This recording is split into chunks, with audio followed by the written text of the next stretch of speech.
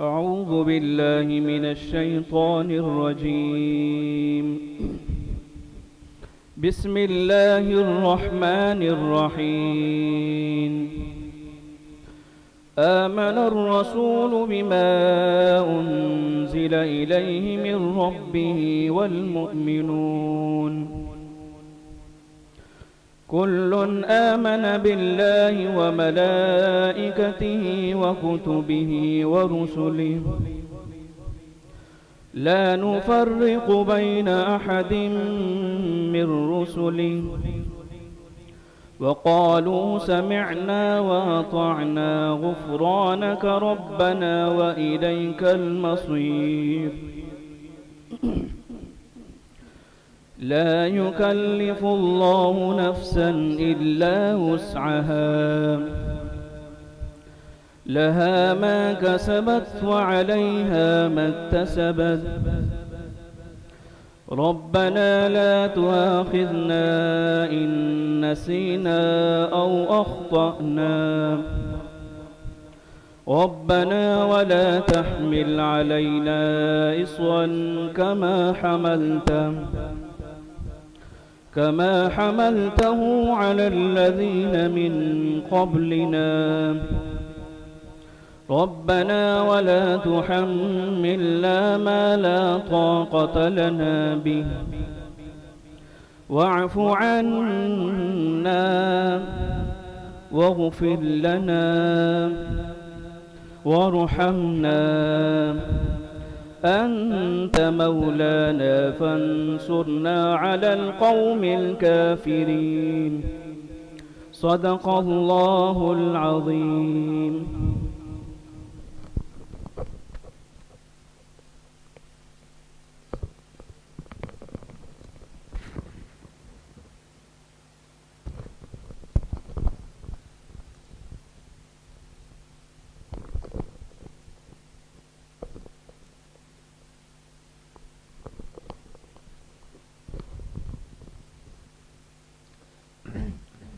محبت سے ایک مرتبہ درود پاک پڑھ لیں.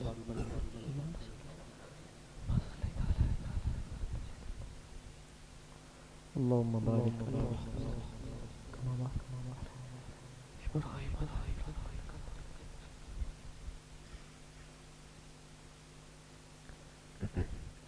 اس آس پہ بیٹھا ہوں کہہ دے کوئی یہ آ کر.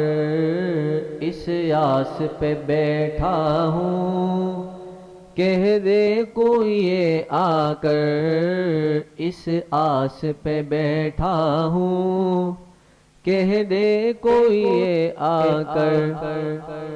اس آس پہ بیٹھا ہوں کہہ دے کوئی یہ آ کر کہ چلو دیار نبی کی جانب چلو دیار نبی کی جانب درود لب پر سجا سجا کر چلو دیار نبی کی جانب چلو دیار نبی کی جانب درود لب پر سجا سجا کر چلو دیار نبی کی جانب درود لب پر سجا سجا کر بہار لوٹیں گے ہم کرم کی بہار لوٹیں گے ہم کرم کی دلوں کو دامن بنا بنا کر بہار لوٹیں گے ہم کرم کی دلوں کو دامن بنا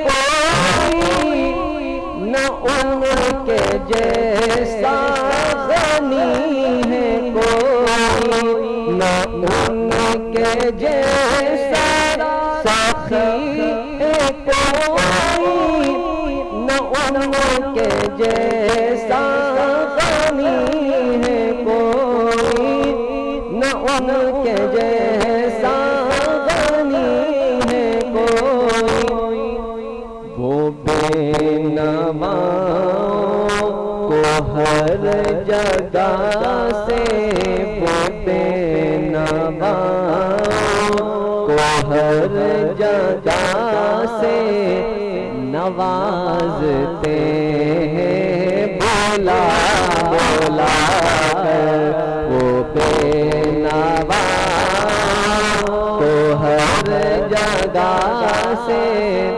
نوازتے ہیں بولا بولا کر ہے ان کو امت سے پیار کتنا کرم ہے رحمت شعار کتنا ہے ان کو امت سے پیار کتنا کرم ہے رحمت شعار کتنا کرم ہے رحمت شعار کتنا ہمارے جرموں کو دھو رہے ہیں ہمارے جرموں کو دھو رہے ہیں حضور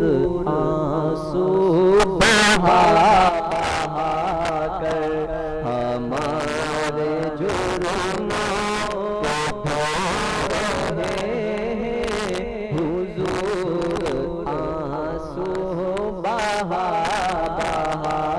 کر چلو دیار نبی کی جانب درود لب پر سجا سجا کر اور میں وہ نکما ہوں جس کی جھولی میں کوئی حسن عمل نہیں ہے میں وہ نکما ہوں جس کی جھولی میں کوئی حسن عمل نہیں ہے ہاں کوئی حسن عمل نہیں ہے مگر وہ احسان کر رہے ہیں مگر وہ احسان کر رہے ہیں خطائیں میری چھپا چھپا کر مگر وہ احسان کر رہے ہیں خطائیں میری چھپا چھپا کر یہی اساس عمل ہے میری اسی سے بگڑی بنی ہے میری یہی اساس عمل ہے میری اسی سے بگڑی بنی ہے میری اسی سے بگڑی بنی ہے میری سمیٹتا ہوں کرم خدا کا سمیٹتا ہوں کرم خدا کا نبی کی نعتیں سنا سنا کر سمیٹتا ہوں کرم خدا کا سمیٹتا ہوں کرم خدا کا نبی کی نعتیں سونا سونا کر اگر مقدر نے آخری کی اگر مدینے گیا میں خالد اگر مقدر نے آخری کی اگر مدینے گیا میں خالد اگر مدینے گیا میں خالد قدم قدم خاک اس گلی کی قدم قدم خاک اس گلی کی میں چوم لوں گا اٹھا اٹھا کر قدم قدم خاک اس گلی کی میں چوم لوں گا اٹھا اٹھا کر چلو دیار نبی کی جانب درود لب پر سجا سجا کر پہاڑ لوٹیں گے ہم کرم کی پہاڑ لوٹیں گے ہم کرم کی دلوں کو دامن بنا بنا کر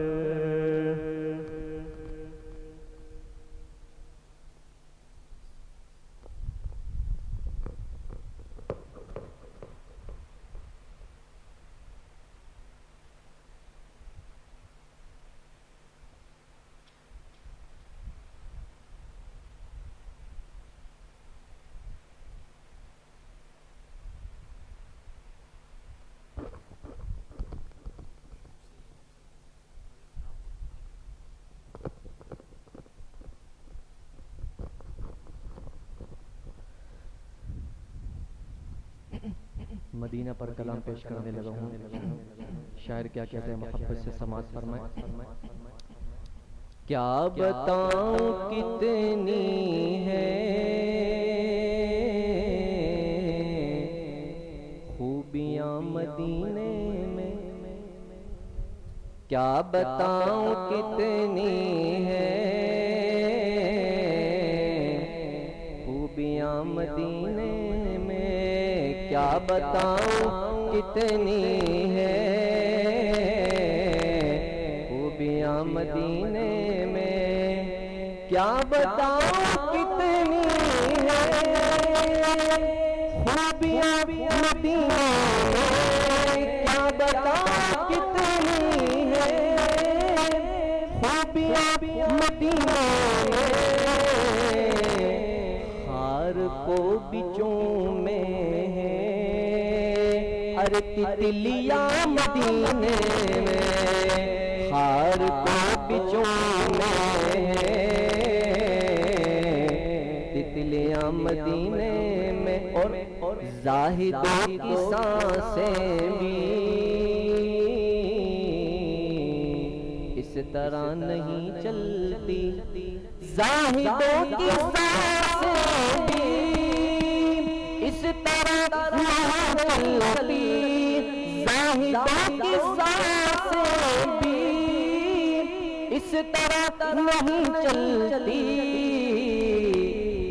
جس ادب سے چلتی ہے، جس ادب سے چلتی ہے ارے آندھیاں مدینے میں، جس ادب سے چلتی ہے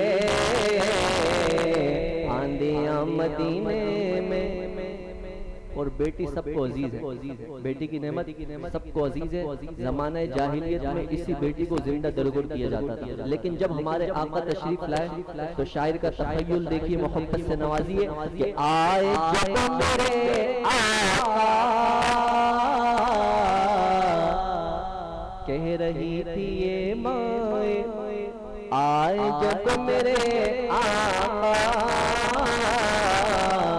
کہہ کہہ رہی تھی یہ مائیں آئے جب میرے آقا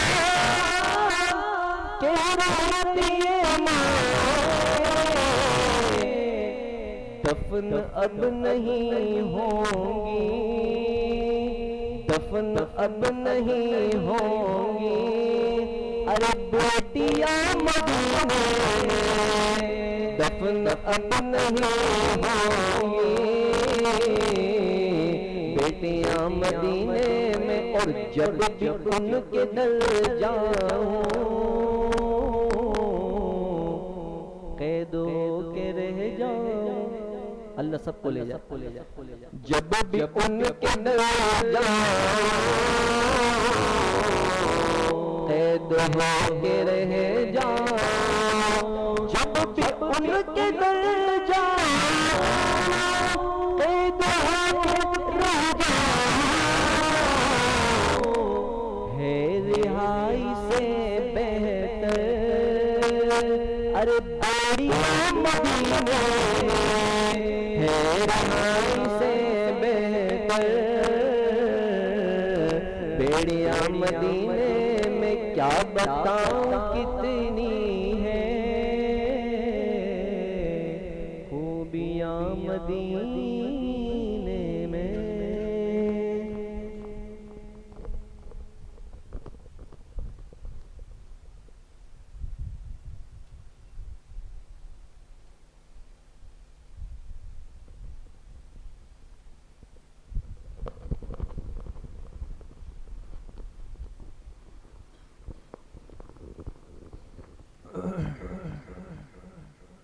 السلام علیکم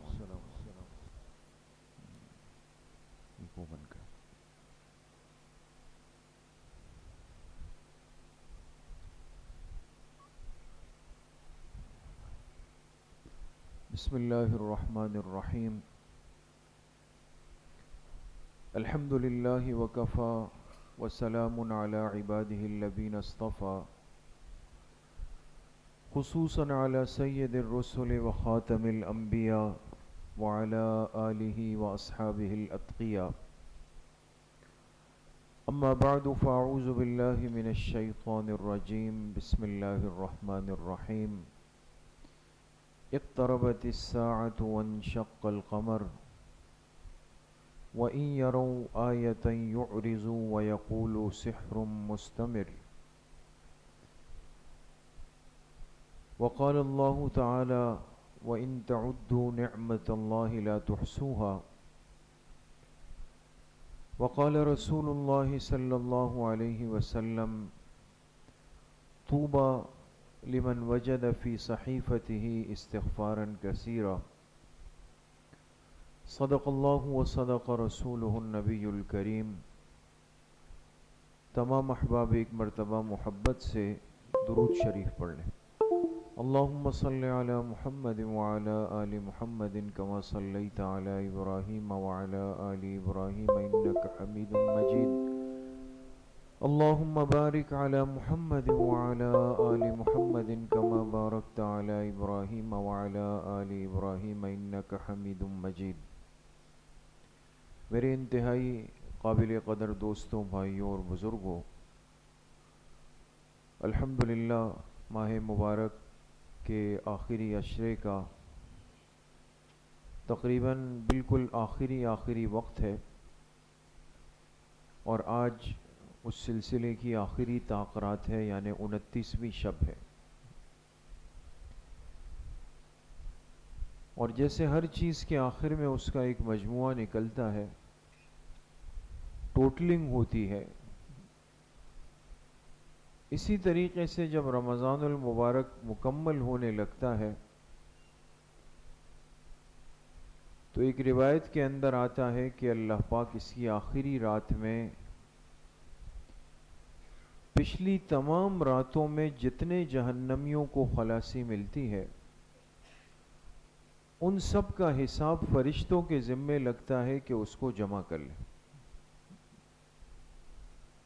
اب 28 راتیں ہیں یا 29 راتیں ہیں یہ تو اللہ کے علم میں ہے لیکن ان پچھلی تمام راتوں میں جتنے جہنمیوں کو اللہ پاک نے خلاصی دی ہوتی ہے ان سب کا حساب اللہ پاک جمع فرما دیتے، اور جمع فرمانے کے بعد پھر جتنا مجموعہ بنتا ہے، جو ٹوٹل عدد سامنے آتا ہے، رمضان کی آخری رات میں اللہ پاک پھر اتنی بڑی تعداد میں جہنمیوں کو خلاصی نصیب فرماتے۔ تو اللہ کی رحمت کے دریا موجزن ہے، اللہ کے رحمت کی بارش موسلا دھار ہے، ہر بندے کی طرف متوجہ ہے، اللہ کی رحمت ہر بندے کی منتظر ہے۔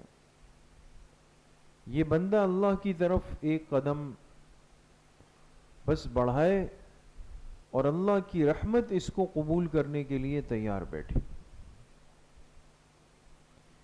تو آج کی اس رات میں ہم جمع ہوئے کہ آخری تاخرات ہے اور ماہ مبارک رخصت ہو رہا ہے،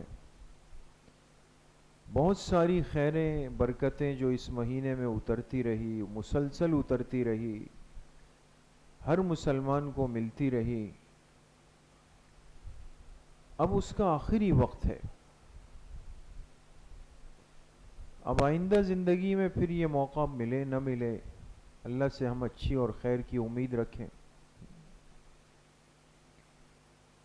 لیکن جو آخری وقت ہوتا ہے یہ یاد رکھیں، یہ بالکل ایک خلاصہ اور مغز لینے کا وقت ہے۔ آج کی رات کو ضائع کرنا بہت بڑی نادانی اور بیوقوفی ہوگی، اس لیے کہ یہ آخری تاخرات ہے، اور اس میں بندہ اللہ پاک سے سب سے زیادہ جس چیز کی طلب کرے اور جو اس عشرے کی خاصیت ہے کہ جہنم کی آگ سے خلاصی کا فیصلہ اللہ پاک ہمارے حق میں فرما دے،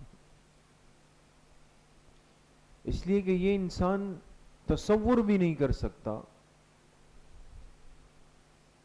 کہ وہ جہنم کتنی مشکل جگہ ہے۔ اس لیے ایک روایت کے اندر فرمایا کہ دنیا کی 70 مصیبتیں جمع ہو جائے، 70 مصیبتیں، تو موت کے وقت کی ایک مصیبت اس پر غالب ہے، سکرات الموت جس کو کہا جاتا ہے، اور سکرات الموت کی 70 مصیبتیں جمع ہو جائے تو قبر کی زندگی کی ایک مصیبت اس پر غالب ہے، اور قبر کی زندگی کی 70 مصیبتیں اگر جمع ہو جائے تو میدان محشر کی ایک مصیبت اس پر غالب ہے، اور میدان محشر کی 70 مصیبتیں اگر جمع ہو جائے تو حساب کتاب کی ایک مصیبت اس پر غالب ہے، اور حساب کتاب کی 70 مصیبتیں جمع ہو جائے تو جہنم کی ایک ادنا مصیبت ان سب کے اوپر غالب۔ ہم لفظ تو جہنم کا زبان سے بول دیتے ہیں، ہلکا سا لفظ بول دیتے ہیں، لیکن وہ ہے کتنی سخت زندگی، کتنی مشکل زندگی۔ اللہ کے پاک پیغمبر جناب رسول اللہ صلی اللہ علیہ وسلم نے اس کو تھوڑا سا کھولا ہے۔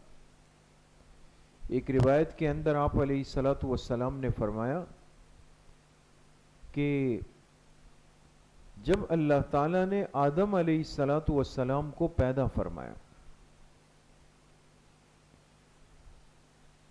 اور وہ زمین پر اتارے گئے، تو زمین پر اترنے کے بعد تو اب زمین کی ساری ضروریات بنی آدم کے ساتھ جڑ گئی، کھانا ہے، پینا ہے، پکانا ہے، محنت کرنی ہے، فکر کرنی، ساری چیزیں۔ تو اللہ تعالیٰ نے حضرت جبرائیل علیہ الصلوۃ والسلام کو بھیجا کہ آپ جائیں اور جہنم کے اوپر جو فرشتہ دربان مقرر ہے اس کا نام کیا ہے؟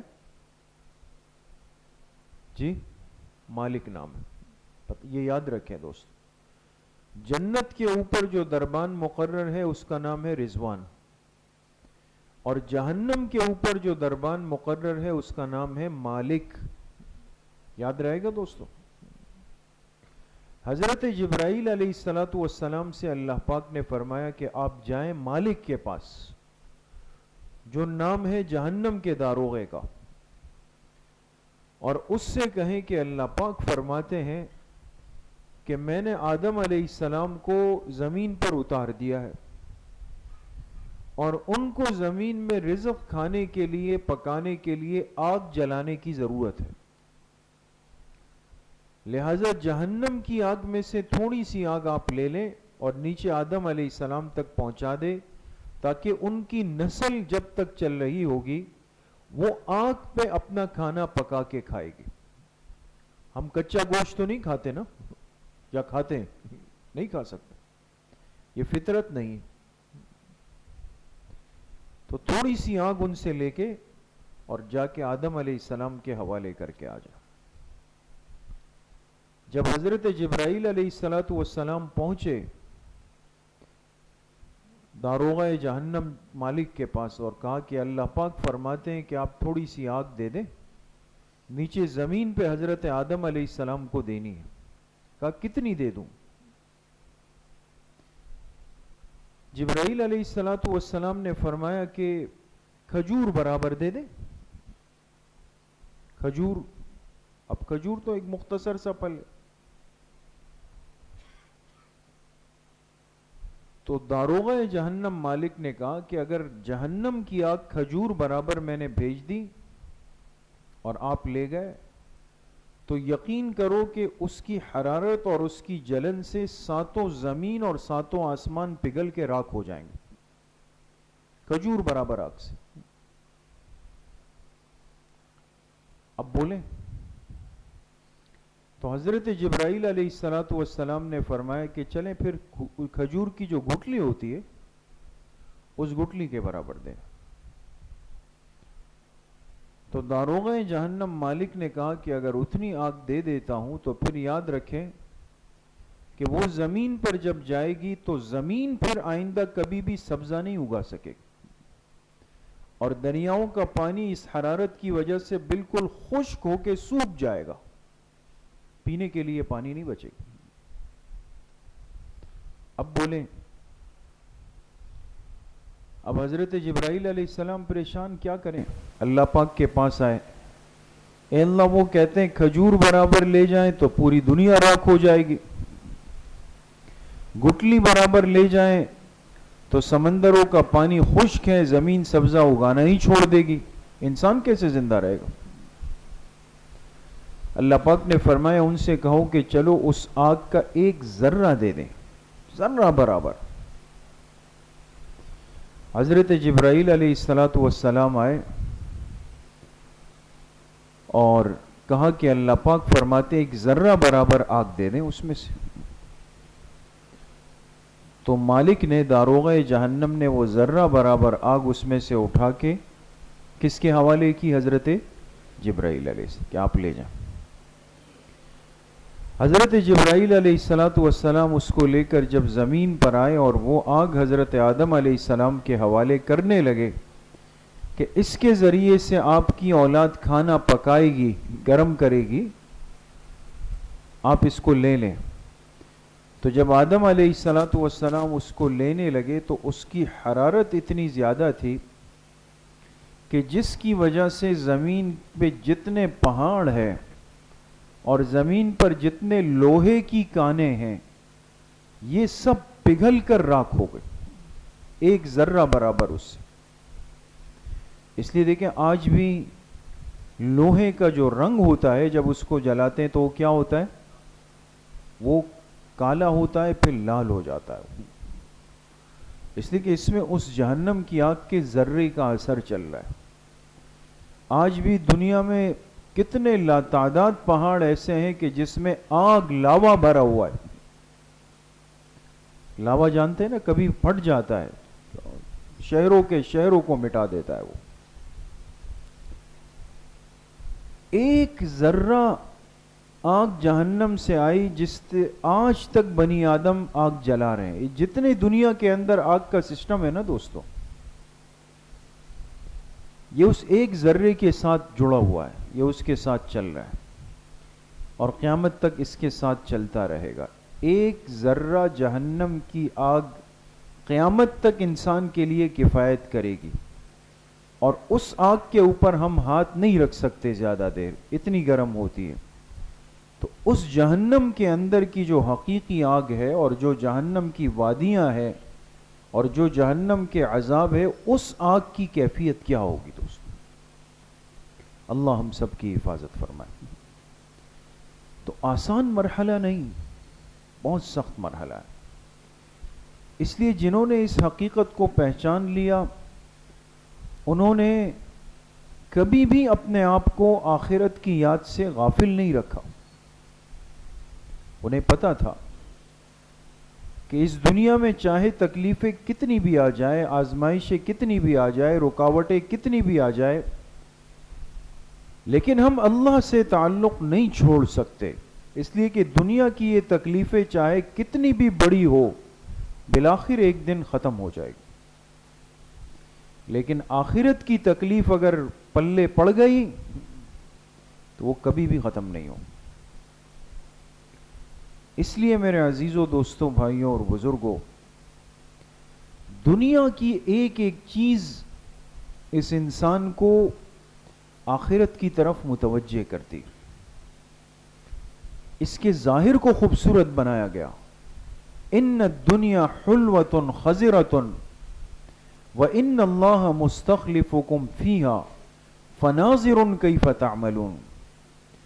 فرمایا سن لو، یہ دنیا کا جو ظاہر ہے نا، ظاہری صورت ہے اس کی، فرمایا حلوۃ خضرۃ، یہ میٹھا بھی ہے، یہ سرسبز بھی ہے، اس کا ذائقہ بھی بہت اچھا لگتا ہے، اور اس کا رنگ بھی بڑا خوبصورت لگتا ہے. لیکن یہ اللہ پاک نے تمہاری آزمائش کے لیے بنایا ہے. ان اللہ مستخلفکم فیہا، پھر اللہ نے تمہیں اس زمین پر اپنا نائب بنا کر بھیج دیا. کیوں؟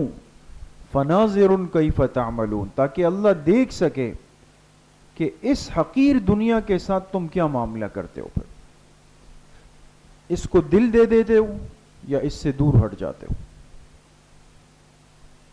دنیا کی ہر چیز انسان کو حقیقت میں آخرت کی یاد دلاتی ہے دوستو.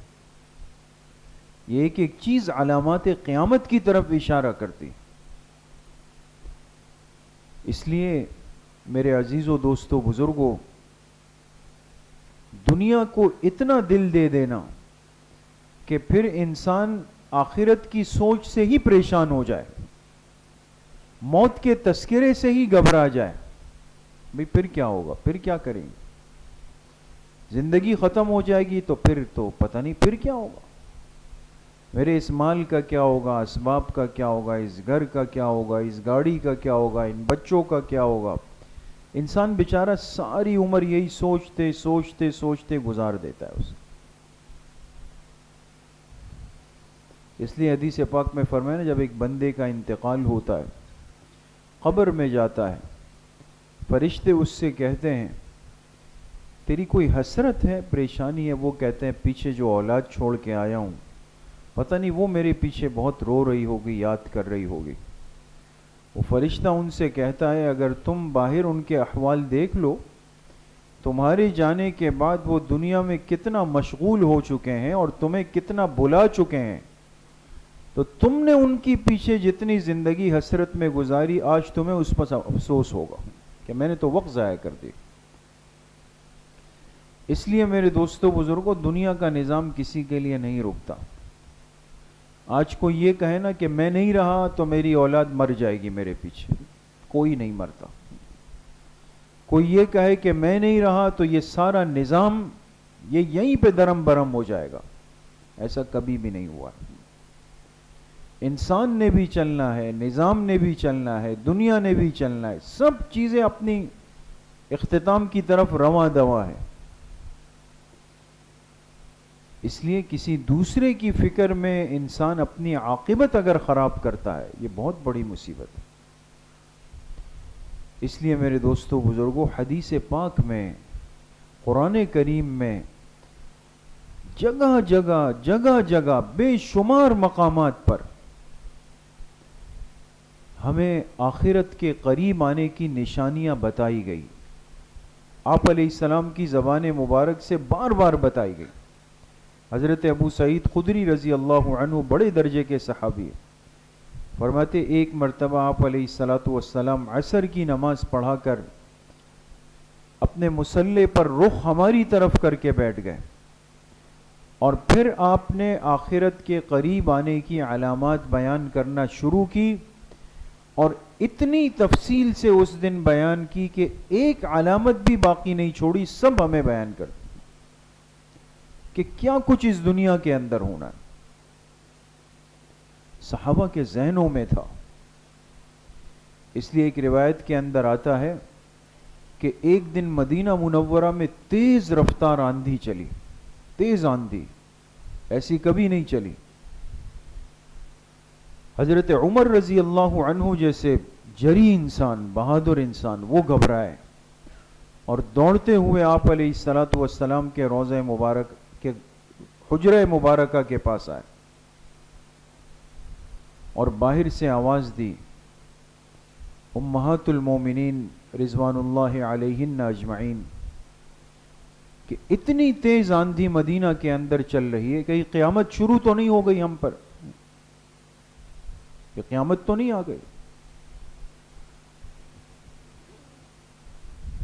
ازواج مطہرات نے جا کر آپ علیہ السلام کو بتایا کہ عمر آئے ہیں اور بہت زیادہ پریشان ہیں، اور وہ کہہ رہے ہیں کہ کہیں قیامت شروع تو نہیں ہو گئی، تیز آندھی چل رہی ہے۔ اب یہ بڑی اہم بات ہے دوست۔ آپ علیہ السلام نے فرمایا جاؤ عمر سے کہہ دو کہ کیا عراق والوں کا رزق بند کیا جا چکا، اور کیا سرزمین حجاز پہ سرسبز و شادابی آنا شروع ہو چکی ہے؟ اگر تو یہ دو باتیں ہو چکی ہے تو پھر تو قیامت آ چکی ہے، لیکن نہ عراق والوں کا رزق بند ہوا ہے، نہ سرزمین حجاز میں سبزہ آنا شروع ہوا ہے، تو لہذا کوئی قیامت ابھی نہیں ہے۔ حضرت عمر رضی اللہ عنہ مطمئن ہو کے چلے گئے۔ بات سمجھ گئے؟ لیکن حدیث کے دو جملوں نے بہت کچھ بتا دیا ہے دوست، آپ غور کریں، دماغ کو حاضر کریں۔ آپ نے دو بڑی علامات ذکر کر دی۔ پہلی علامت کیا بتائی کہ کن کا رزق بند کر دیا جائے گا؟ عراق والوں کا۔ ہوا نہیں ہوا؟ سب سے زیادہ عالمی دنیا نے، عالم کفر نے معاشی پابندیاں عراق پر لگائی تھی، یاد ہے نا؟ یہ تو اب جا کے انہوں نے اپنے لوگ، اپنے اعلی کار بٹھا دیے وہاں پہ، ورنہ سب سے زیادہ جو معاشی پابندیاں عالمی دنیا نے لگائی وہ یہی ملک تھا۔ سالوں تک جہاں کے امپورٹ ایکسپورٹ، جہاں دوائیاں، جہاں اناج، گندم، غلہ، اس کی رسائی پوری دنیا کو پابند کیا گیا تھا کہ عراق تک ایک چیز بھی نہیں جانی چاہیے، اس لیے کہ یہ ہمارے سامنے کھڑے ہو کر بولتا ہے۔ معلوم ہوا یہ قیامت کی ایک علامت تھی جو ہو چکی۔ بات سمجھ گئے؟ دوسرا آپ نے فرمایا کہ سرزمین حجاز میں سبزہ ہریالی آ جائے۔ اب آپ پوچھیں، اب جو حضرات جاتے ہیں، ایک وقت تھا مکہ مکرمہ مدینہ منورہ میں بڑی مشکل سے کہیں پر کوئی پودا نظر آتا تھا، اب تو آپ جائیں تو پہاڑوں پر، روڈوں پر، کہاں کہاں بارشوں کی یہ کثرت، سبزہ، ہریالی، گرینری بہت تیزی سے شروع ہو گئی۔ بدل گیا ہے دوستوں معاملہ۔ سرزمین عرب کے اندر ہریالی کا آنا یہ کوئی وہاں کے موسم کے خوشگوار ہونے کی علامت نہیں، قیامت کے قریب آنے کی علامت ہے۔ اس لیے کہ اللہ کے پاک پیغمبر علیہ السلام نے نشانی بتا دی، اب وہاں یہ چیزیں عام ہونا شروع ہو گئی۔ پھر آپ نے فرمایا مکہ مکرمہ کے پیٹ کو چاک کر دیا جائے گا اور اس سے سانپ کی طرح کے راستے نکال لیے جائیں گے۔ مکہ کا پیٹ چاک کیا جائے گا اور اس سے سانپوں کی طرح راستے نکالے جائیں گے. اور فرمایا اللہ کے گھر کے قریب عمارتیں اتنی بلند ہو جائے گی کہ وہ مکہ کے پہاڑوں سے اونچی چلی جائے گی. کون سی نشانی باقی رہ گئی ہے دوست؟ مکہ کا پیٹ چاک ہوگا. اس لیے حضرت شیخ الاسلام صاحب نے لکھا ہے، حضرت مفتی تقی عثمانی صاحب دامت برکاتہم نے، کہ روایت کے یہ جو الفاظ تھے نا، مکہ کا پیٹ چاک ہوگا، چاک کرنا سمجھتے ہیں نا، کاٹا جائے گا. مکہ مکرمہ کا پیٹ چاک کیا جائے گا، کاٹا جائے گا، سانپوں کی طرح راستے بنیں گے. تو اس حدیث کے نقل کرنے والے محدثین ہمیشہ اس کے اندر الجھے رہے، سمجھ نہیں آتی تھی کہ اس کا کیا مطلب ہے. لیکن ہم نے تو دیکھ لیا، ہمارے سامنے تو ساری چیزیں ہو گئی. اس وقت جو نفق، جو سرنگیں مکہ مکرمہ کے اندر بنی، پہاڑوں کو سوراخ کر کر کے جو طویل و عریض سرنگیں انہوں نے بنائی مکہ مکرمہ کو چاک کر کے، اور طویل سرنگیں سانپ کی طرح نکالی گئی یہاں سے. یہ حدیث کا مصداق ہے دوستو. اور مکہ حرم مکی کے قریب کی عمارتیں فرمایا اتنی بلند ہو جائیں گی کہ وہ پہاڑوں سے اوپر چلی جائیں گی. ایسا ہوا نہیں ہوا دوست؟ آج کلاک ٹاور بنا، مکہ ٹاور بنا، دار التوحید بنا، فلاں ہوٹل بنا، فلاں ہوٹل بنا. اب لوگ اوپر 150 منزل سے کھڑے ہو کر کے وہ بناتے کہ جی میں خانہ کعبہ کو نیچے دیکھ رہا ہوں. پہاڑ نیچے رہ گئے، مسجد حرام نیچے رہ گیا، عمارتیں بلند و بالا ہو گئی. یہ ترقی نہیں ہے دوستو، یہ قیامت آنے والی، یہ قیامت کے قریب ہونے کی علامات ہے. ہمارے ان حکمرانوں نے اس کو معاش کا ذریعہ سمجھ کر اور لوگوں کی سہولت کا ذریعہ سمجھ کر دھڑا دھڑ اس کے اوپر لگ گئے. اس بات سے قطع نظر ہو کر کے کہ ہم اس حدیث کا مصداق بننے جا رہے ہیں، ہمارے ہاتھ سے یہ سب کچھ ہونے جا رہا ہے.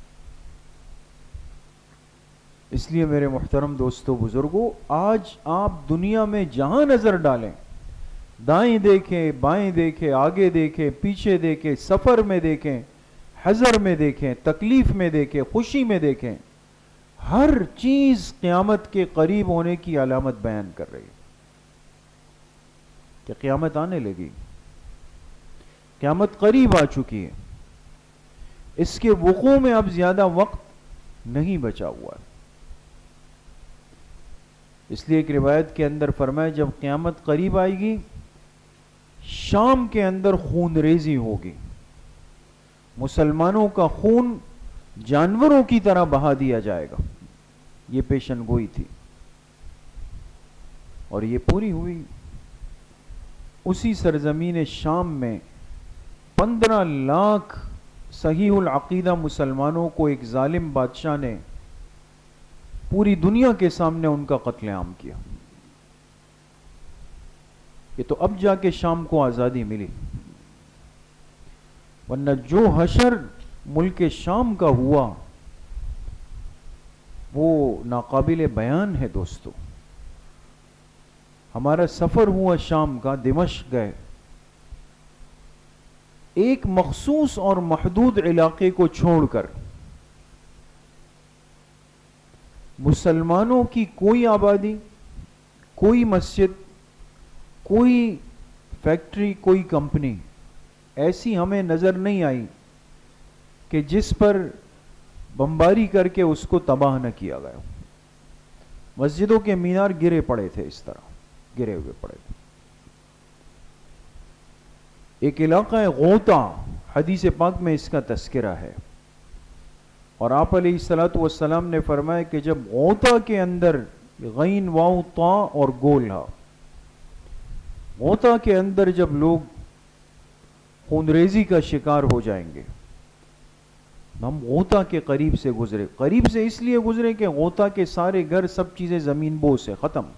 اس کی آبادی کو بمباری کر کے زمین کے ساتھ ملا دیا گیا، ختم کیا گیا. وہ جگہ جہاں حضرت عیسیٰ علیہ السلام نے آسمانوں سے اترنا ہے. جامع مسجد اموی دمشق کے مینار پہ حضرت عیسیٰ علیہ السلام تشریف لائیں گے. اس جگہ یہ خونریزی اگر ہو جائے، آپ علیہ السلام نے فرمایا یہ قیامت کے قریب ہونے کی علامات ہے.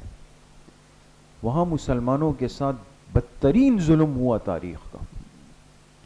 کوئی ایک علامت دوستوں ایسی نہیں ہے علامات کبرا کو چھوڑ کر کہ دجال نہیں آیا، یاجوج ماجوج نہیں آئے، اور آسمان سے دھواں نہیں پھیلا، سورج مغرب سے نہیں. یہ 4-5 چیزیں آپ ہٹا دیں، باقی آپ دیکھیں تو ہر چیز کھلی آنکھوں سامنے آ چکی. ہر چیز کھلی آنکھوں سامنے. آپ علیہ السلام نے فرمایا کہ جب مساجد کے اندر شور و غل ہو جائے گا، اونچی اونچی آواز سے مسجدوں کے اندر باتیں ہوں گی. آج ہم کیا کرتے ہیں مسجدوں کے اندر؟ وہ مساجد جہاں بالکل سکون ہوتا تھا، پن ڈراپ سائلنس، اب کوئی وہاں سے داخل ہوتا ہے تو یہاں تک آواز آتی. اپنے دنیاوی امور ہم مسجد میں بیٹھ کے ڈسکس کرتے ہیں، حل کرتے ہیں. مسجدوں میں شور و شغب ہو جائے گا، قرآن پڑھا جائے گا، فرمائے حلق سے نیچے نہیں اترے گا، صرف اس کے ظاہری الفاظ کی تلاوت ہوگی، اندر اس کا کوئی اثر بھی نہیں ہوگا. اور بے حسب اور نسب لوگ وہ شہروں میں آ کر بڑی بڑی عمارتیں بنا لیں، جن کا کوئی بیک گراؤنڈ، کوئی نسب حسب، کوئی خاندانی پس منظر کچھ بھی نہیں ہوگا، لیکن محض زور زبردستی موروثی معاملات کی وجہ سے وہ آ جائیں گے اور لوگوں کے اوپر مسلط ہو کے بیٹھ جائیں گے. بیٹی ماں کے سامنے کھڑی ہو جائے گی، ماں اس کے سامنے دبی ہوئی ہوگی. یہ قرب قیامت کی نشانی ہے دوست. بیٹا باپ کے مقابلے میں دوست کو ترجیح دینے لگ جائے گا. والد نصیحت کرے گا، سمجھائے گا، بیٹا ایسا نہیں کرو، یہاں نہیں بیٹھو، وہاں مت جاؤ، یہ نہیں کھاؤ. لیکن باہر دوست نے جو کچھ کہا ہے وہ تو آمنا وسلمنا وصدقنا، وہ کیسے ہم چھوڑ؟ ہم تو قیامت کی نشانی کو پورا کرنے پہ تلے ہوئے. ہر آدمی اپنے ساتھ ایک مغنیہ لے کر گھوم رہا ہوگا. یہ حدیث سنا رہا ہوں دوستوں. ہر آدمی اپنے ساتھ ایک مغنیہ کس کو کہتے ہیں؟ گانا گانے والی عورت. مغنیہ لے کے گھوم رہا ہوگا. یہاں بھی محدثین الجھے رہے کہ بھئی کون ایسا ہوگا جو اپنے ساتھ گانا گانے والی عورت کو لے کے چل رہا ہوگا. سمجھ نہیں آتا تھا، لیکن ہماری جیبوں میں مغنیات ہیں، ہے نہیں ہے دوست؟ دیکھیں حدیث، اللہ کے پاک پیغمبر کو کیسا اللہ پاک نے نوازا. اللہ اکبر.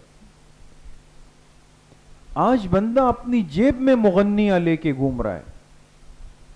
تھوڑا سا جب وہ ہوتا ہے تو بس نکال کے گرم گانا لگا دیتا ہے اس میں. عورتوں کے گانے ہم سنتے ہیں، دماغ کو سرور پہنچاتے ہیں.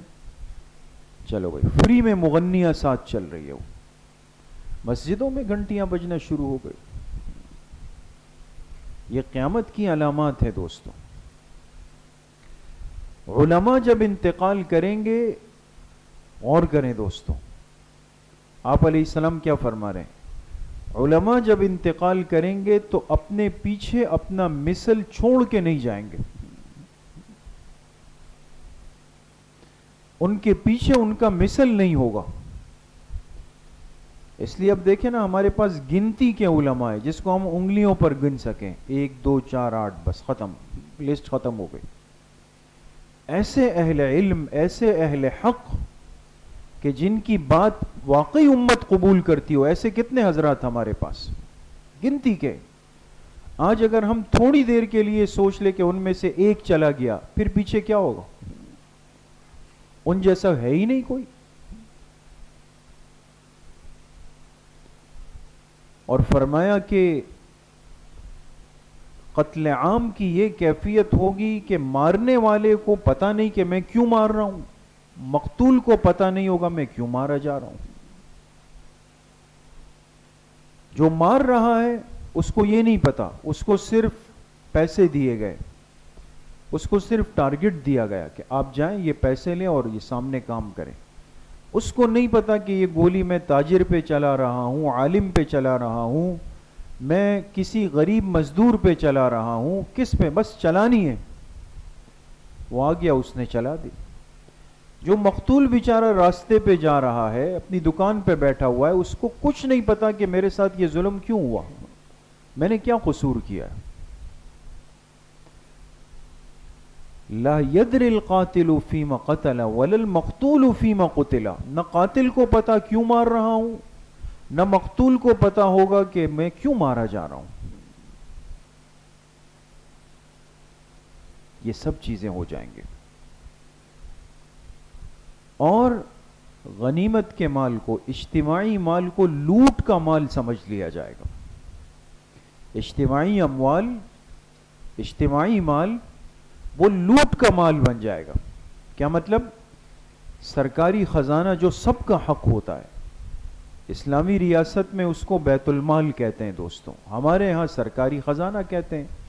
اس کے لیے باقاعدہ ایک وزارت ہوتی ہے جس کو وزیر خزانہ کہتے ہیں, ہے نا, یہ سب چیزیں.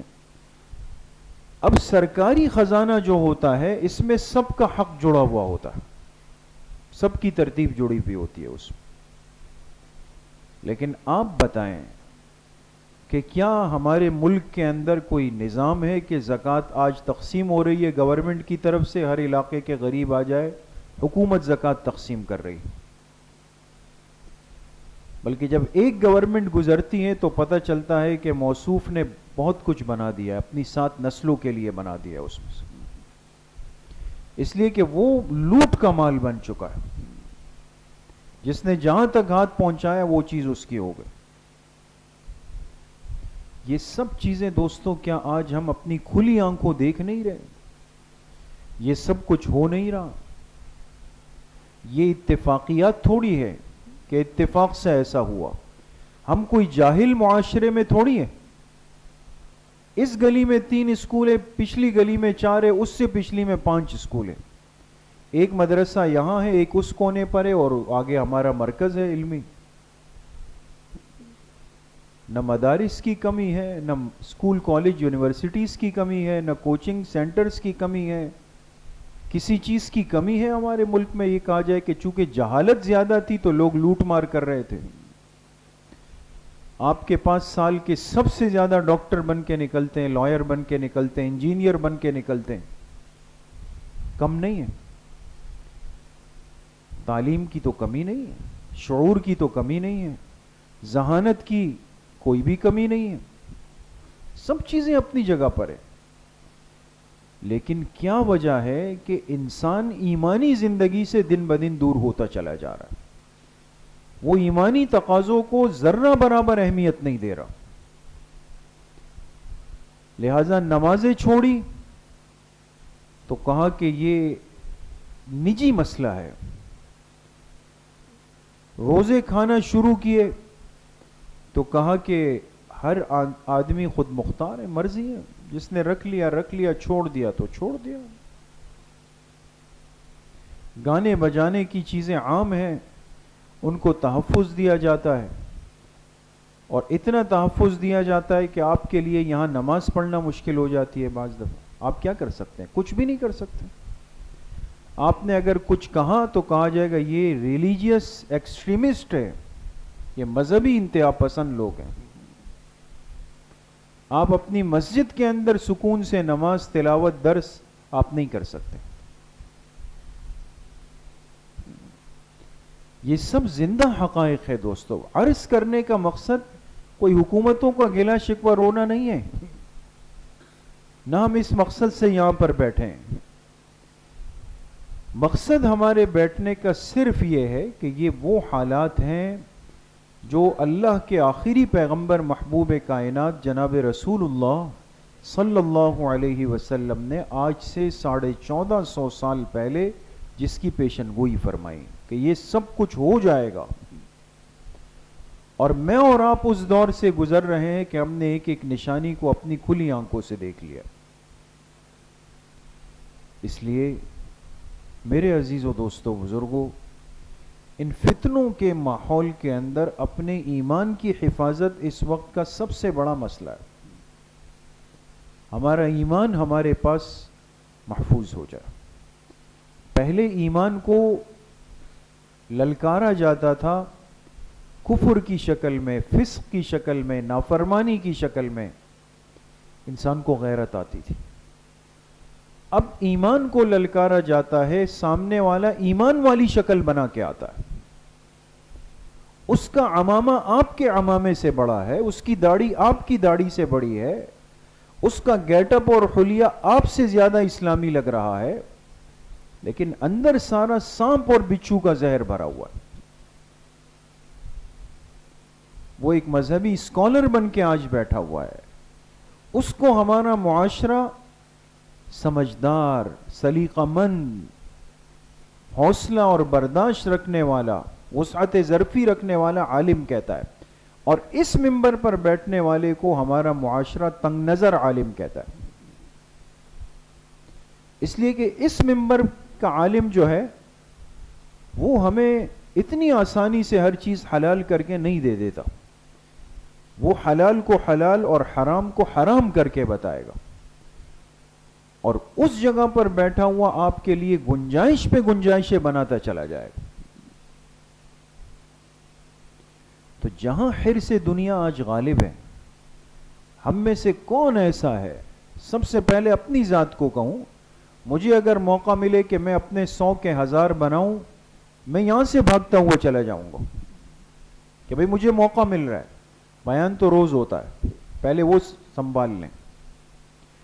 تو جب ہر انسان مال کا حریص بنا ہوا ہے، مال کا چوکیدار بنا ہوا زندگی گزار رہا ہے، تو جب اس کو یہ فتویٰ دیا جائے کہ جی سود میں بھی کوئی مسئلہ نہیں ہے، گنجائش بن رہی ہے، آپ کرتے رہیں، اس میں بھی مسئلہ نہیں ہے، پرائز بانڈ میں بھی مسئلہ نہیں ہے، بٹ کوائن کے اندر بھی مسئلہ نہیں ہے، اس چیز میں بھی مسئلہ نہیں ہے. محنت تو نوجوان آج کرنا نہیں چاہتے، سیدھی سی بات ہے دوستو. اپنا مجمع اس لیے کھل کے بات کرنا ہوں. آج کے ہمارے نوجوان محنت تو کرنا نہیں چاہتے، وہ اپنے گھر کے بیٹھ کے نرم بستر پہ بیٹھ کے موبائل کے بٹن گھما پھرا کر کے چاہتے ہیں کہ میرے اکاؤنٹ کے اندر کروڑوں روپے کی ٹرانزیکشن ہو جائے، مجھے پیر بھی نہیں ہلانا پڑے. کیا ہمارے بڑوں نے یہ جو رزق حلال کمایا تھا، یہ گھر کے بستروں پہ بیٹھ کے کمایا؟ انہوں نے جو اپنی زندگیاں کھپا دی ہمیں بنانے میں، ہمیں پڑھانے میں، ہمیں انسان بنانے میں، کیا انہوں نے رزق اس طرح کمایا تھا؟ آج نوجوانوں کو یہ رخ دیا جا رہا ہے، نئی نئی چیزیں بنا کے ان کے ہاتھ میں پکڑا دی جاتی ہے، اور وہ پھر علماء سے کنی کتراتے ہیں، دور ہوتے ہیں. کیوں؟ اس لیے کہ ان کو پتا ہے کہ یہ ہمارے مزاج کی بات کریں گے نہیں. اس لیے رمضان المبارک کی ان مبارک راتوں میں اور اس آخری طاق رات میں آپ حضرات سے یہ درخواست کرنے لگا ہوں، خاص طور پہ اپنے نوجوان ساتھیوں سے، کہ دنیا ضرور کمائیں اور ضرور جمع کریں، جتنی جمع کر سکتے ہیں، آپ کو کوئی منع نہیں، لیکن ایمان کے ساتھ جمع کریں. ایمان کا سودا کر کے نہیں، ایمان کو پیچھے پھینک کر نہیں، اور اپنے آپ کو جہنم کی آگ کا ایندھن بنا کر نہیں. یہ سب چیزیں یہی رہ جائیں گی، اور ہم وہی 2 گز کفن کے ٹکڑے کے ساتھ 6 گز کی زمین کے اندر دفن ہو جائیں گے. جائے گا جب یہاں سے کچھ بھی نہ پاس ہوگا، 2 گز کفن کا ٹکڑا تیرا لباس ہوگا. اتنی سی کہانی ہے دوستو.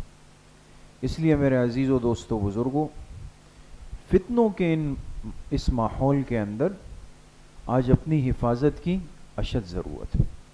خوب اپنی فکر کریں، رزق حلال کے لیے اپنے آپ کو تھکا دیں.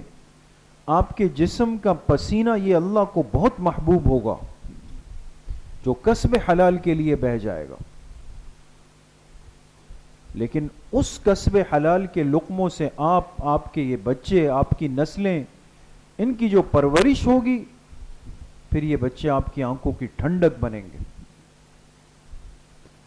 ورنہ اگر ایسا نہیں ہوا، حرام اور مشکوک لقمے نیچے جاتے رہے تو ہمارے حضرت پیر ذوالفقار صاحب دامت برکاتہم فرماتے ایک جملہ کہ پھر ایسی اولاد ناک کے نیچے آگ جلا لیتی، ناک کے نیچے آگ جلا دے گی، یعنی پریشانی کا باعث بن جائے گی. تو اس لیے ایمان کی حفاظت بنیاد ہے، ٹھیک ہے. اور باقی دنیا ضرور کمانی ہے لیکن حلال طریقے سے کمانی. حرام مشکوک مشتبہ کو دیکھے بھی نہیں، وہ ہمارے لیے ہے ہی نہیں، اس میں ہمارے لیے برکت ہی نہیں ہے، مصیبت ہی مصیبت ہے ہمارے لیے. اور آخری بات کہ چونکہ بالکل آخری تاخرات ہے، شاید ایک روزہ باقی ہو ہمارے پاس یا ممکن ہے 2، بہت تھوڑا سا وقت ہے، لیکن میں نے شروع میں آپ سے عرض کیا کہ ایک چیز کو پلس پلس پلس پلس کے بعد از اکول ٹو ٹوٹل آخر میں آتا ہے. یہ ٹوٹلنگ ہو رہی ہے، اس ٹوٹلنگ اور مجموعے کے وقت میں اپنے آپ کو غافل نہیں کرنا ہے.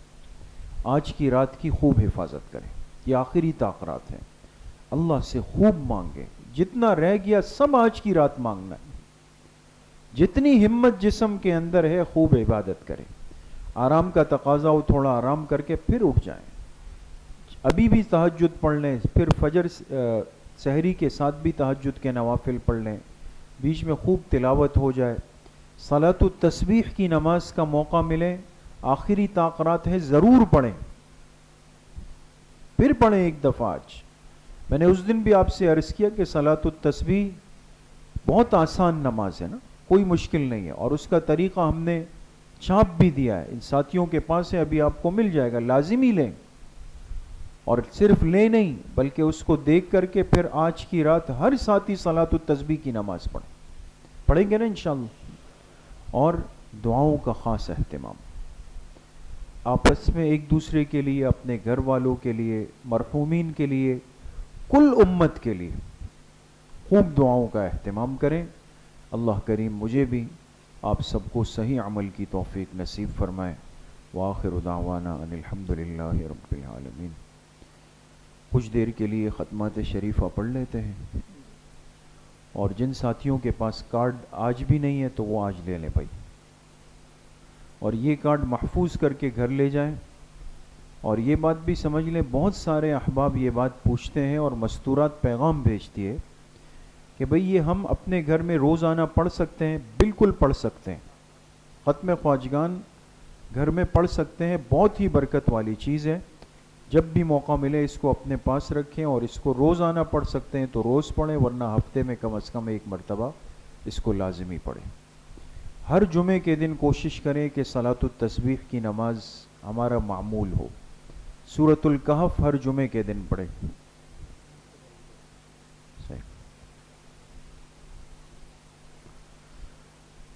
بسم اللہ الرحمن الرحیم. الحمد للہ الذی لم یتخذ ولدا ولم یکن له شریک فی الملک ولم یکن له ولی من الذل وکبرہ تکبیرا. ابشتے تمام ساتھی ایک مرتبہ درود شریف پڑھ لیں.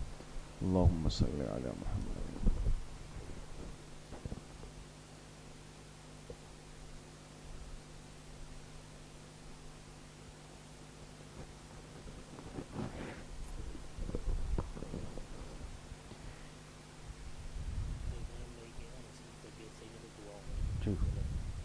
ایک مرتبہ سورہ فاتحہ پڑھ لیں. بسم اللہ الرحمن الرحیم. الحمد للہ مالک یوم الدین ایاک نعبد و ایاک. ایک مرتبہ درود شریف پڑھ لیں. اللہم صلی علی محمد وعلی آل.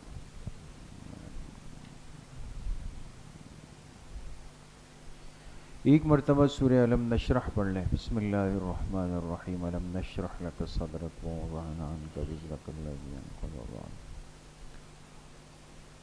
ایک مرتبہ سورہ اخلاص پڑھ لیں. بسم اللہ الرحمن الرحیم. قل هو اللہ احد اللہ الصمد لم یلد ولم یولد. ایک مرتبہ سورۃ الفاتحہ پڑھ لیں. بسم اللہ الرحمن الرحیم الحمد للہ رب العالمین الرحمن الرحیم. ایک مرتبہ درود شریف پڑھ لیں. اللہم صلی علی محمد وعلی آل محمد.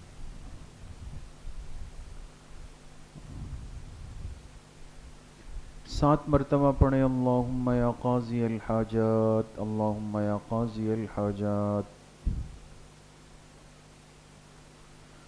سات مرتبہ پڑھیں. اللہم یا کافی المہمات اللہم یا کافی المہمات. سات مرتبہ پڑھیں. اللہم یا دافع البلیات اللہم یا دافع البلیات. سات مرتبہ پڑھیں. اللہم یا شافی الامراض اللہم یا شافی الامراض. سات مرتبہ پڑھیں. اللہم یا رفیع الدرجات اللہم یا رفیع الدرجات. سات مرتبہ پڑھیں. اللہم یا مجیب الدعوات اللہم یا مجیب الدعوات. سات مرتبہ پڑھیں. اللہم یا ارحم الراحمین اللہم یا ارحم الراحمین. ایک مرتبہ درود شریف پڑھ لیں. اللہم صلی علی محمد.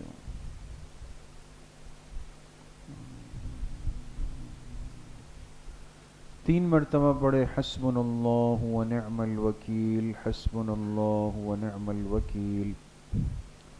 ایک مرتبہ درود شریف پڑھ لیں. اللہم صلی علی.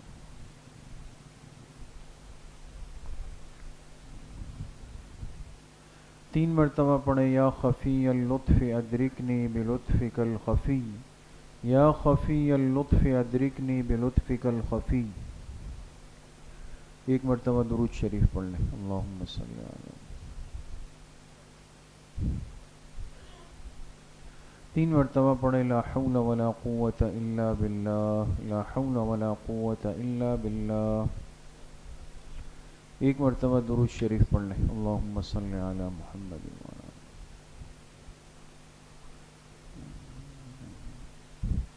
تین مرتبہ پڑھیں. ذالک فضل اللہ یؤتیہ من یشاء واللہ ذو فضل علی المؤمنین ذالک فضل اللہ یؤتیہ من یشاء واللہ ذو فضل علی المؤمنین. ایک مرتبہ درود شریف پڑھ لیں. اللہم صلی علی محمد.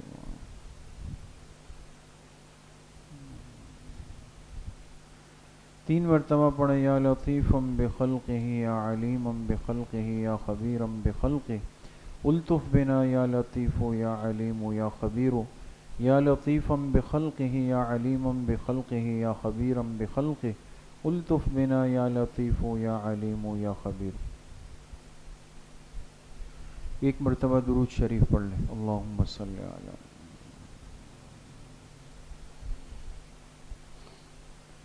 تین مرتبہ پڑھیں. انا للہ و انا الیہ راجعون انا للہ و انا الیہ راجعون. ایک مرتبہ درود شریف پڑھ لیں. اللہم صلی علی. تین مرتبہ پڑھیں. اللہ ولی الذین آمنوا اللہ ولی الذین آمنوا. ایک مرتبہ درود شریف پڑھ لیں. اللہم صلی علی.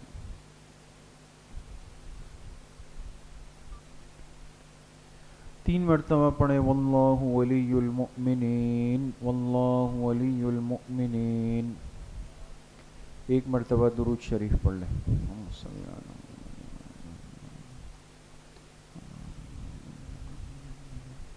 تین مرتبہ پڑھیں. رب اغفر وارحم وانت خیر الراحمین رب اغفر وارحم وانت خیر الراحمین.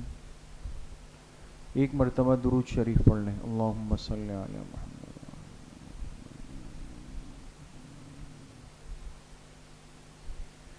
تین مرتبہ پڑھیں. یا لطیف یا خبیر یا ودود یا شکور یا لطیف یا خبیر یا ودود یا شکور. ایک مرتبہ درود شریف پڑھ لیں. اللہم صلی علی.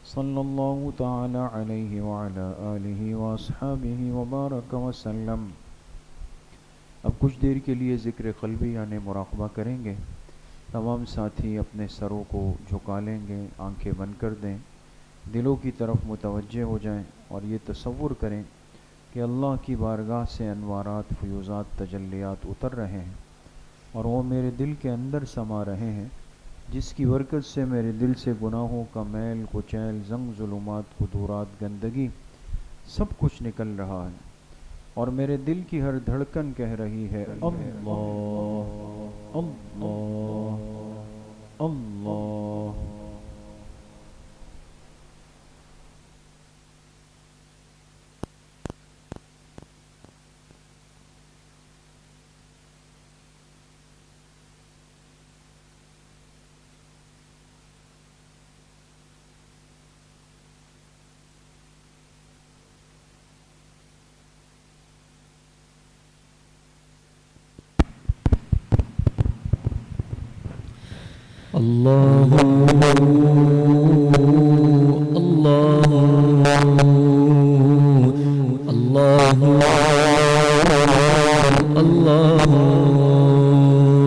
اللہ اللہ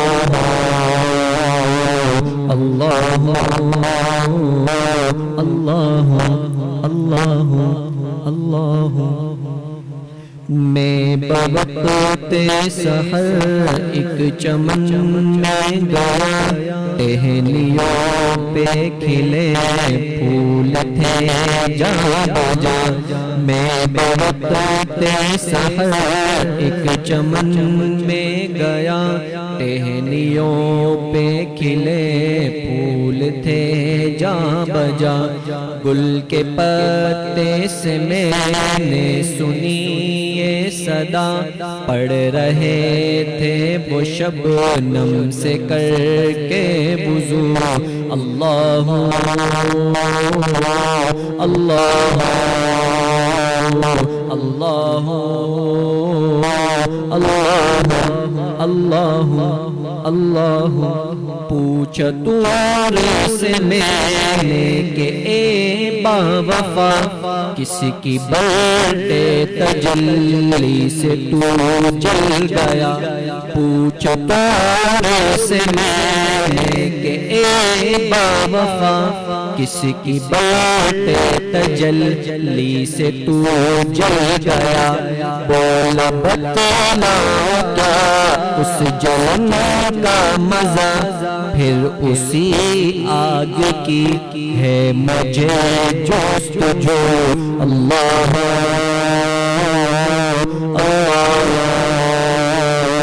اللہ اللہ اللہ۔ پوچھا بابا سے کہ اے باطلا، کس کے رخ سار بالوں پہ ہے تو فدا۔ پوچھا بابا سے کہ اے باطلا، کس کے رخ سار بالوں پہ ہے تو فدا۔ کس کے غم پہ ہاتھ تبا، بولی آنکھوں سے اپنا بہا کے لو۔ اللہ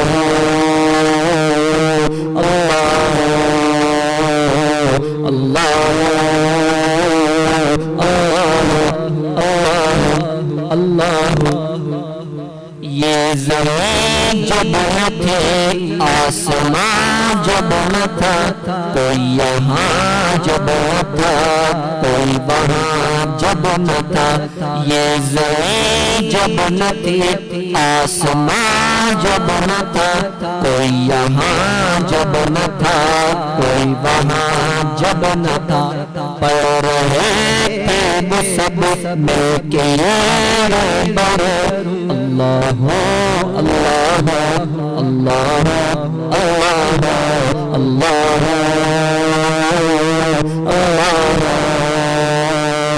اللہ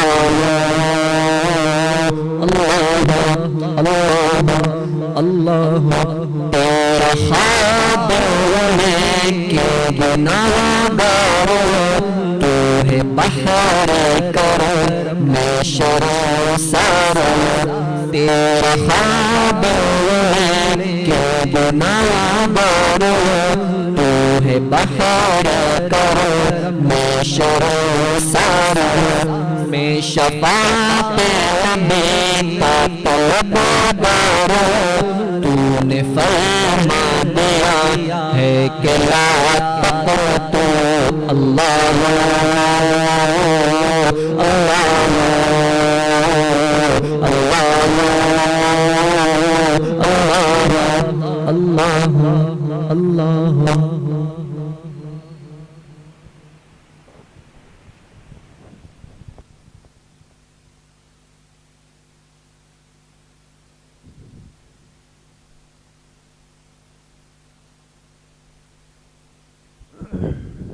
لا الہ الا اللہ محمد رسول اللہ الحمد للہ رب العالمین والصلاة والسلام علی سید الانبیاء والمرسلین سیدنا و مولانا محمد وآلہ وصحبہ اجمعین یا اللہ یا ارحم الراحمین یا اکرم الاکرمین یا ذا الجلال والاکرام یا حنان یا منان ہم سب کے صغیرہ کبیرہ ظاہراً باطناً ہر طرح کے گناہوں کو معاف فرما دے یا اللہ پوری امت کے گناہوں کو معاف فرما دے یا اللہ اپنی رضا والی زندگی نصیب فرما دے نفس اور شیطان کے وساوس سے ہماری حفاظت فرما دے یا اللہ اپنی معصیت سے اپنی نافرمانی سے اپنی ناراضگی سے ہماری حفاظت فرما دے یا اللہ موت سے پہلے موت کی تیاری کی توفیق نصیب فرما دے یا اللہ موت سے پہلے کلمے اور ایمان والی زندگی کی تیاری کی توفیق ہم سب کو نصیب فرما دے یا اللہ صبح بھی گناہوں سے محفوظ فرما دے شام بھی محفوظ فرما دے یا اللہ جتنی زندگی تیری نافرمانی کے اندر گزری ہے یا اللہ آج کی اس آخری طاقرات میں تیرے گھر میں بیٹھ کر تیرے سامنے ہاتھ اٹھا کر فریادی اور سوالی بن کر یا اللہ توبہ طائب ہوتے ہیں یا اللہ ہمارے سارے اگلے پچھلے چھوٹے بڑے گناہوں کو اپنے فضل و کرم سے معاف فرما دے یا اللہ سارے گناہوں کی فہرست پر معافی کا قلم پھیر دے یا اللہ ہم سب سے اپنی رضامندی کا اعلان فرما دے یا اللہ جن لوگوں سے آپ ناراض ہوتے ہیں ان لوگوں کی فہرست میں شامل ہونے سے ہم سب کو محفوظ فرما دے یا اللہ جو آپ کے دوست ہیں جو آپ کے محبوب ہیں جو آپ کے پیارے ہیں جو آپ کے اپنے ہیں یا اللہ جن سے آپ راضی ہیں جن کے لیے آپ نے قیامت کے دن رضامندی اور بخشش رکھی ہے یا اللہ جن کو قیامت کے دن آپ مسکرا کے دیکھیں گے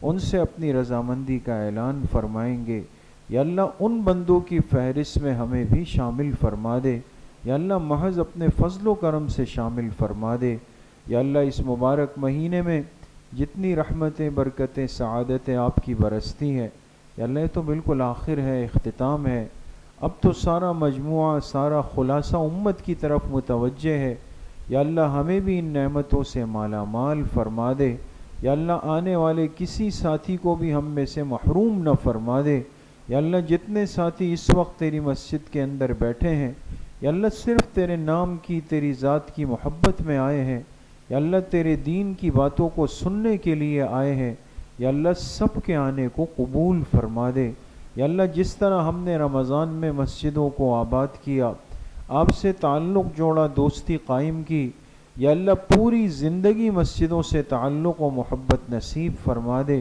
یا اللہ جب تک زندگی کی سانسیں باقی ہے تکبیر اولیٰ کے ساتھ مسجد آ کر باجماعت نماز پڑھنے کی توفیق ہم سب کو نصیب فرما دے یا اللہ صحت سلامتی اور عافیت کے ساتھ نصیب فرما دے یا اللہ بے نمازی ہونے سے ہم سب کو محفوظ فرما دے یا اللہ ہمارے گھروں کے ماحول کو دین کے ماحول میں تبدیل فرما دے یا اللہ ہماری مستورات کو دین کی سمجھ نصیب فرما دے مستورات کی حالتوں پہ یا اللہ رحم فرما دے یا اللہ انہیں شرعی پردہ شرعی حجاب کرنے کی دین پر چلنے کی سمجھ اور توفیق نصیب فرما دے یا اللہ ہمارے بچوں کو ہماری بچیوں کو اپنے دین کی محبت اپنی شان کے مطابق نصیب فرما دے بے حیائی سے بے شرمی سے بے ستری سے یا اللہ اس پوری امت کو اس کے نوجوان بچوں اور بچیوں کو محفوظ فرما دے۔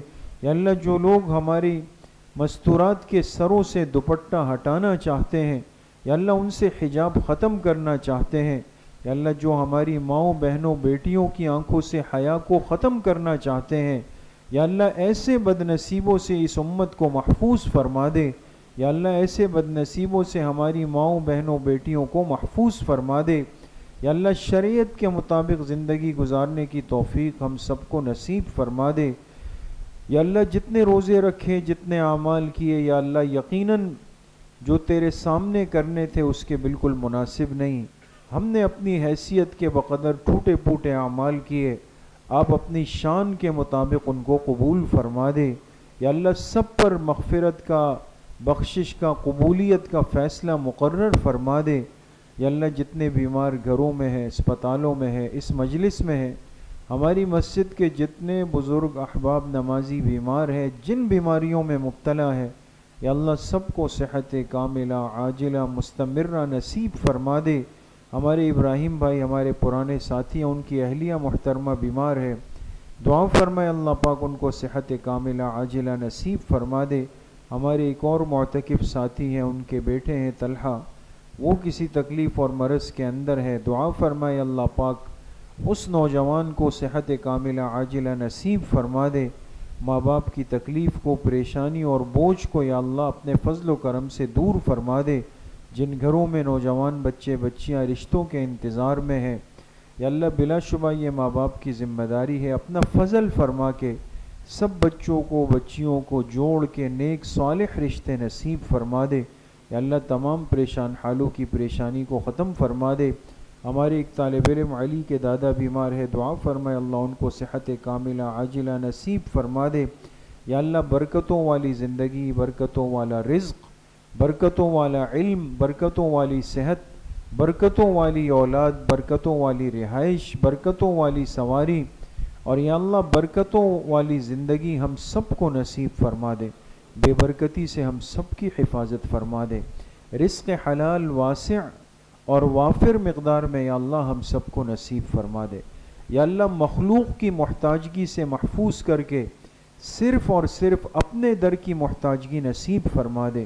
یا اللہ کسی اور کے سامنے ہاتھ دراز کرنے سے محفوظ فرما کے صرف اپنے دروازے میں ہاتھ دراز کرنے کی توفیق نصیب فرما دے۔ یا اللہ سوالی بننے سے، یا اللہ اس ذلت اور تکلیف سے اس امت کی ایک ایک فرد کو، ہماری مستورات کو، بہنوں کو، بچوں کو، بچیوں کو یا اللہ محفوظ فرما دے۔ یا اللہ ہمارے ہر طبقے کو یا اللہ ضائع ہونے سے محفوظ فرما دے۔ ہماری اس مسجد کو قیامت تک کے لیے قبول فرما دے۔ یہاں جتنے خیر کے شعبے چل رہے ہیں، درس نظامی ہے، خانقاہ ہے، شعبہ حفظ و ناظرہ ہے، ویلفیئر فاؤنڈیشن ہے، اسلامک اسکول ہے، اور یا اللہ باقی جتنے سلسلے خیر کے ہیں اور یا اللہ آپ کو پسند ہے، اس میں اخلاص کی دولت ہم سب کو نصیب فرما دے۔ ہمارے حضرت مفتی صاحب نور اللہ مرقدہ جو اپنی زندگی ان خیر کے امور کی بنیاد رکھنے میں لگا کر کم عمری میں آپ کے پاس پہنچ گئے، یا اللہ ان کی قبر کو انوارات سے منور فرما دے۔ یا اللہ وہ ان مجلسوں کی رونق اور شان ہوا کرتے تھے، آج ظاہراً موجود نہیں، یا اللہ ان تمام مجلسوں کو اور خاص طور پہ آج کی اس مجلس کو ان کے حق میں صدقہ جاریہ فرما دے۔ ہمارے والدین، اساتذہ اکرام، دوست احباب، رشتہ دار، اعزاء اقارب، کل امت مسلمہ کے مرحومین کے لیے ان تمام امور خیر کو صدقہ جاریہ فرما دے۔ قبل اول کے مظلوم مسلمانوں کی یا اللہ مدد و نصرت فرما دے۔ بیت المقدس مسجد اقصی کو یا اللہ آزادی کی نعمت نصیب فرما دے۔ یہود کو، اسرائیل کو اپنے غیظ و غضب سے یا اللہ نیست و نابود فرما دے۔ مجاہدین کے لشکروں کو یا اللہ ان کے اوپر مسلط فرما دے۔ ہمارے اس پیارے ملک پاکستان کی ہر جانب سے، ہر سمت سے اور ہر انداز سے حفاظت فرما دے۔ یا اللہ جو خون ریزی اور بدامنی اس ملک میں ایک بہت منظم طریقے سے پھیلائی جا رہی ہے، لوگوں کی جان، مال، عزت، آبرو، ایمان سب دن بدن غیر محفوظ ہوتا جا رہا ہے۔ یا اللہ حادثات زمینی بڑھتے جا رہے ہیں، ٹریفک کے حادثات کا ہجوم ہے، قتل عام ہے، لوگ اپنے گھروں سے غائب ہوتے ہیں، اور یا اللہ ایک عجیب سی کیفیت اور فضا ملک میں بے چینی کی بن رہی ہے۔